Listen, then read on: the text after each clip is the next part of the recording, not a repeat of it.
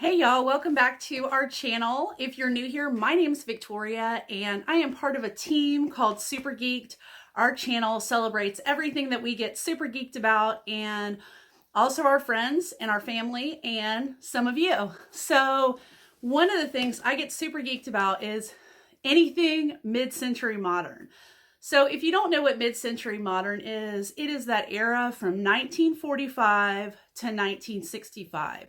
It was post-World War II. I collect everything from mid-century modern furniture to decor to dishes to American pottery. So pottery stamped USA. And I love pastels. A lot of the color schemes in the 1950s were pastels. And I just am in love with that whole time period. It's very kitsch and very fun. Anyway, I thought it would be really fun because I collect mid-century modern Christmas decorations. I have been collecting mid-century modern Christmas decorations for years and years. I also inherited a lot from both of my great-grandmothers and from both of my grandmothers. So I have things that are from the 1940s, the 1950s, and the 1960s intermixed with some more modern pieces that just look vintage. So I'm really into that whole aesthetic. This year is extra special because I actually have a 1950s aluminum Christmas tree and I have not been able to put it up for probably the past 6 years because my boys were really small and I was always afraid that the tree was going to get damaged. It's very delicate. Each little branch goes into a little sleeve and that's how you store it so that the aluminum doesn't get bent and damaged.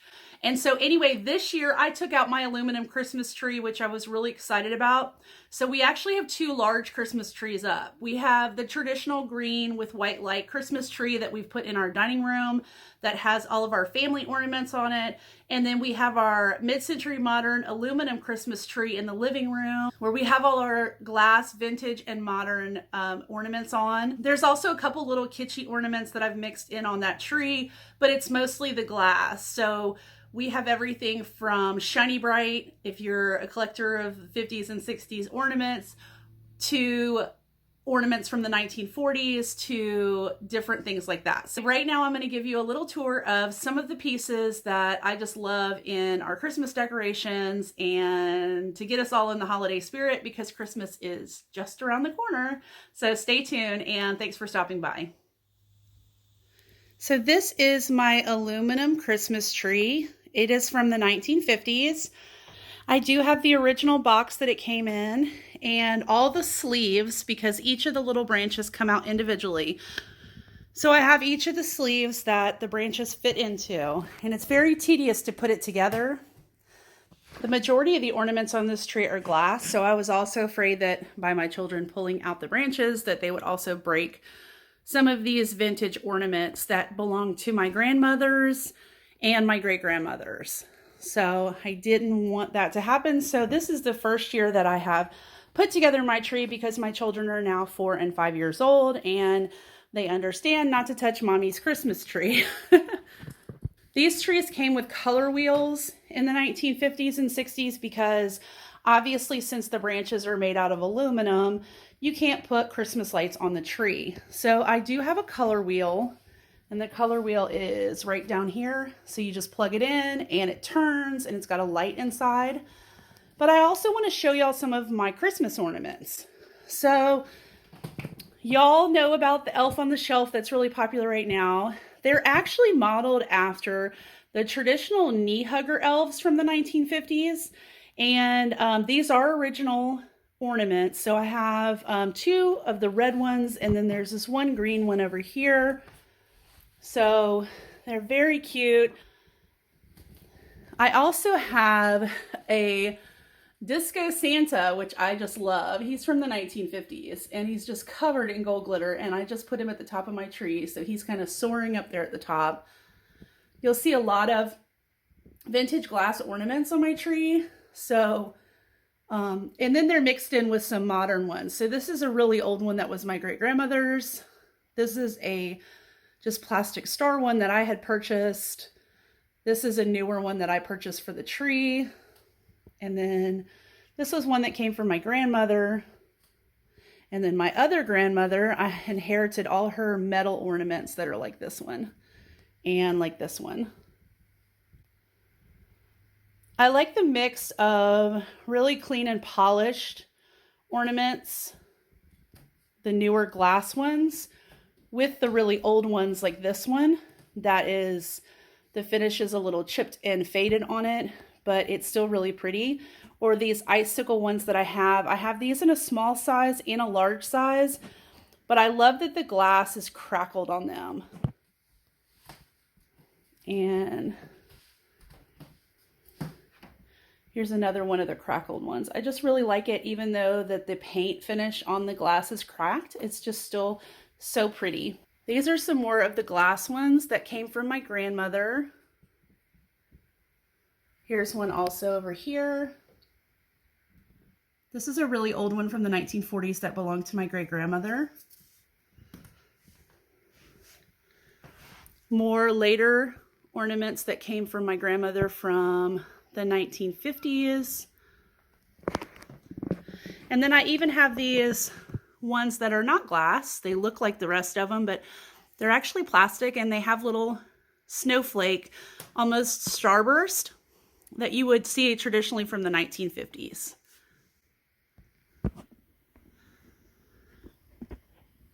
In case you're wondering, the type of aluminum Christmas tree this is called the Pom-Pom Tree. So they had different branches on these trees. Mine is the pom-pom because, as you can see, the aluminum, you can hear the aluminum, ends of the branches sort of go out like a trumpet. So that's how you know it's a pom-pom tree. So here's just a look at some of the other ornaments on the tree. Here's another one that's sort of cracked and faded from age, but I just still love it. This is one from the 1940s that belonged to my great-grandmother that has faux icicles on it. And you can see it sort of chipping, but it still looks so pretty.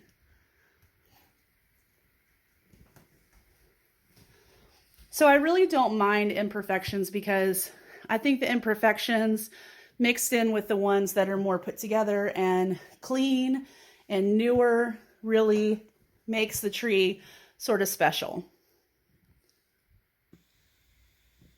I have several of these ceramic Christmas trees. This one my great aunt made. She did a lot of ceramics. She owned a little ceramic store, and before she passed away, she let my mother and I pick a couple of items for ourselves, and I picked this really nice white one that has a really cool green base on it, and I just love it. It's that totally in that 1950s feel, and just, I mean, is such a cute centerpiece for my house.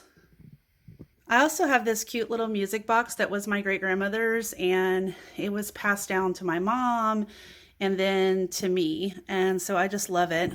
This is another small ceramic Christmas tree that I have.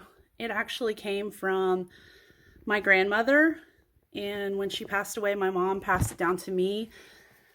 And my other grandmother, who's still alive, had some extra bulbs because the one my mom had for this tree were actually too large. So I did a mix of birds and little lights, and I think it turned out really cute. There is one butterfly too.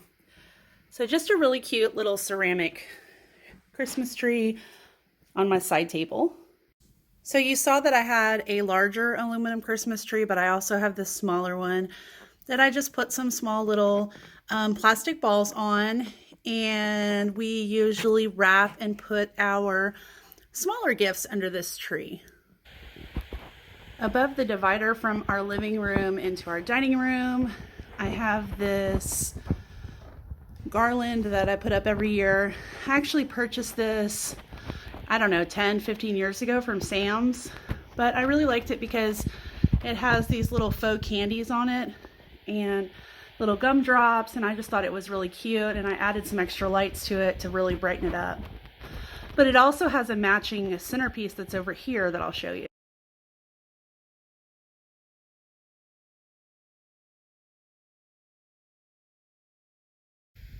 So this centerpiece actually matches the garland that goes over the doorway between the living room and the dining room.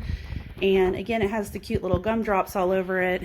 and snow-capped pine cones and greenery. And I have these little trees that are very reminiscent of the 1950s bottle brush trees. So the next thing I want to show you is in the dining room, and we have this beautiful antique chandelier, and I got these glass, they're actually ornaments from my mother. They're icicles, and I didn't want to hang them on either tree because they're rather large, but I thought they looked really pretty strung from the chandelier. And then here is our second Christmas tree. And this is like our family tree. So I'll show you some of the ornaments, but this is just our family stuff.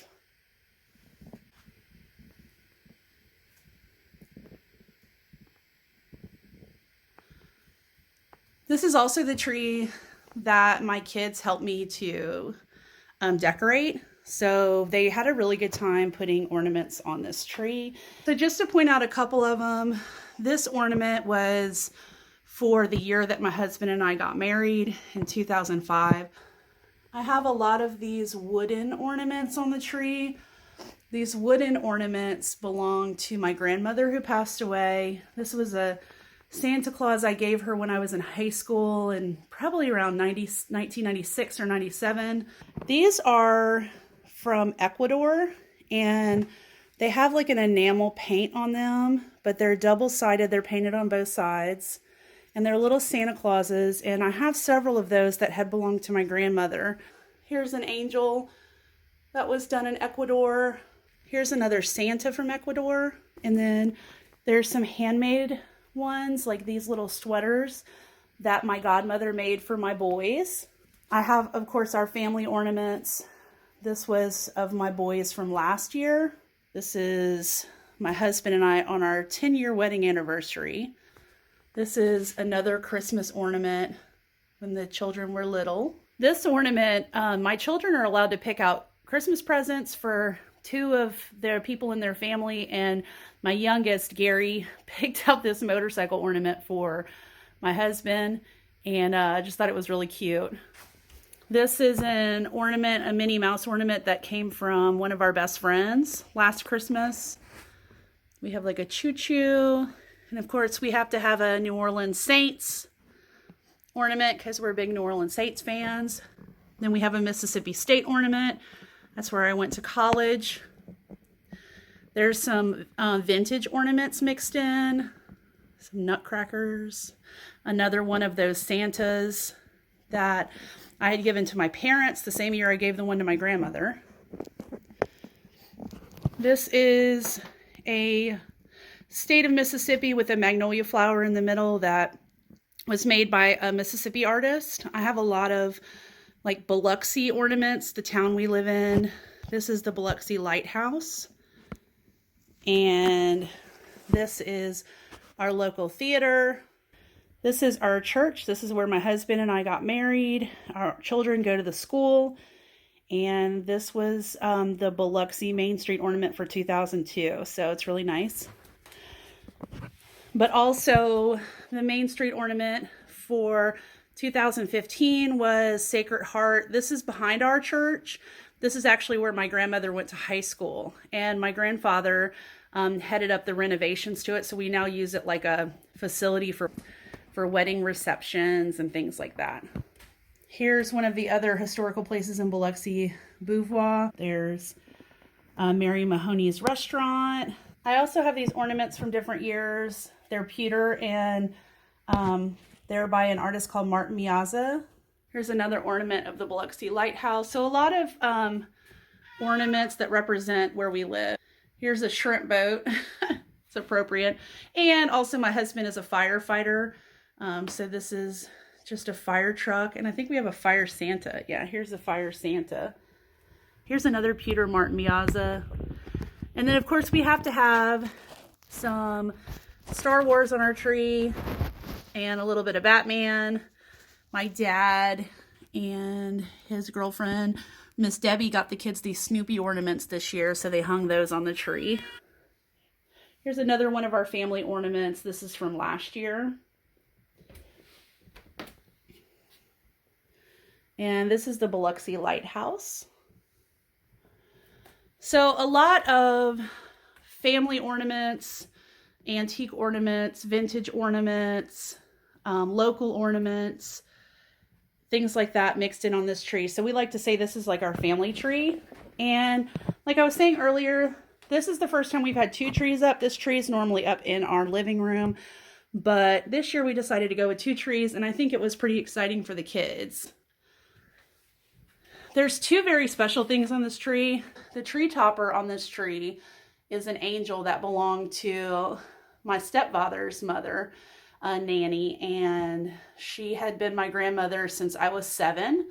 So I'm just about 40. So she was in my life for a very long time and was very good to me, and I'm very grateful to have this angel. She and I both shared a love for angels, so I inherited this angel and just love that she's sitting on top of the tree looking down on everybody.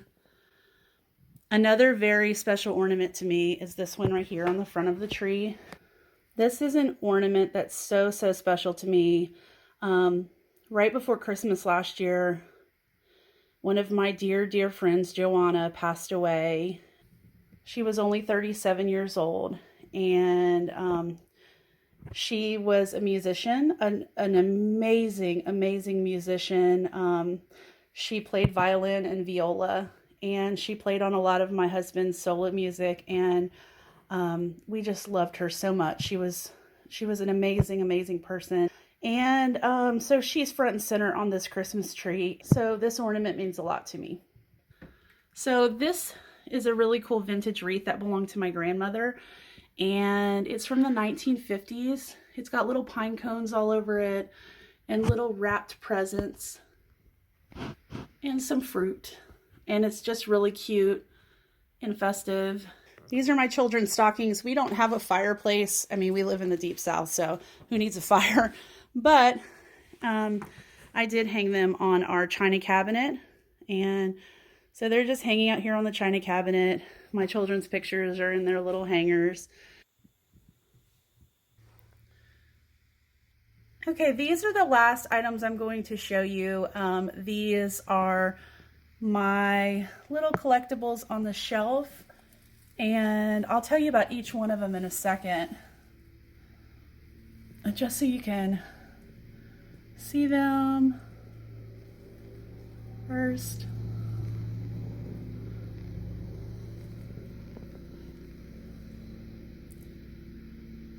Okay, so I'm going to start down here. I have some little flock trees. These are some pink ornaments that I got from Target this year that are just really sweet. These little fawns came from Target also. These are vintage Santa mugs that were my great-grandmother's, and 2 ornaments from the 1940s.